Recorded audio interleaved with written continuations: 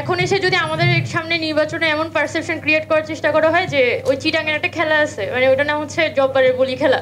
মানে এখন চিটাং আমি যদি হচ্ছে মানে কুস্তি খেলতে নামি, তাইলে অবশ্যই আমি ফিমেল হিসেবে এখানে পারবো না।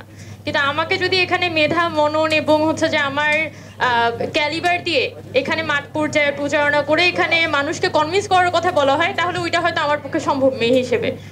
তো ইট ডিপেন্ডস যে আপনি আসলে নির্বাচনকে কিভাবে করে রিপ্রেজেন্ট করতে চান। এটাকে কি আপনি মানে যারা যোগ্য তাদের একটা ফিজিক্যাল রিপ্রেজেন্টেশন ইন দ্য মানে আমাদের ইয়েতে সংসদে এই হিসেবে দেখছেন, নাকি এটা হচ্ছে কুস্তির মানে কাবাডি খেলার পরে হচ্ছে যে জিতে চলে আসে বাহুবলীর মতো সে হচ্ছে গিয়ে সংসদে রিপ্রেজেন্ট করবে এভাবে দেখছেন?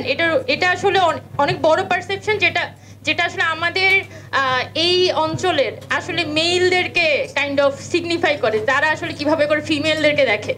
So it kind of hearts me যে আমাদের পলিটিক্যাল পার্টিগুলার পারসেপশন এখনো পর্যন্ত মেয়েদেরকে খুবই দুর্বল, অবলা, এবং এই পারসেপশনের বাইরে মেয়েদেরকে আসলে দেখতে পারে না।